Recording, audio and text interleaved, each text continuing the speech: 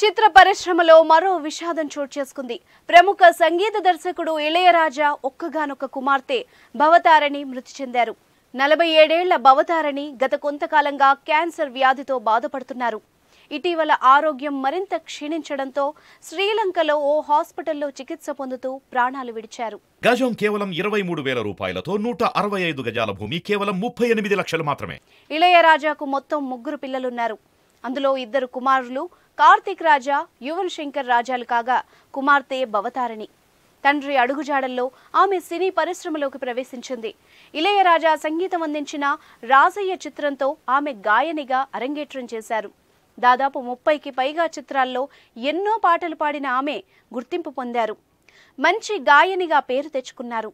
ఎక్కువగా తండ్రి, సోదరుడు దర్శకత్వంలో పాటలు పాడి అలరించారు. ఇళయరాజా స్వరపరిచిన భారతి చిత్రంలోని మైల్ పోల పొన్ను ఒన్ను పాటను పాడినందుకు 2000 సంవత్సరంలో ఉత్తమ మహిళా నేపథ్య గాయనిగా జాతీయ చలనచిత్ర పురస్కారం అందుకుంది. ఆమె ఎంతో మందికి ఫేవరెట్ సింగర్. ప్రముఖ నటి రేవతి డైరెక్ట్ చేసిన మిత్ర మై ఫ్రెండ్ మూవీతో మ్యూజిక్ డైరెక్టర్గా పనిచేసింది.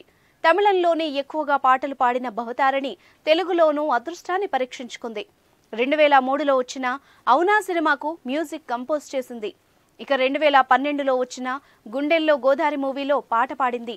అలాంటి భవతారణి ఇప్పుడు లేరు అన్న వార్తను అభిమానులు జీర్ణించుకోలేకపోతున్నారు. ఇళయరాజా కుటుంబం తీవ్ర శోకసంద్రంలో మునిగిపోయింది. ఈమె మృతి వార్త తెలుసుకున్న సినీ ప్రముఖులు అంతా సంతాపం వ్యక్తం చేస్తున్నారు. ఇంత చిన్న వయసులో క్యాన్సర్తో చనిపోవడం ఏంటంటూ ఆవేదన వ్యక్తం చేస్తున్నారు.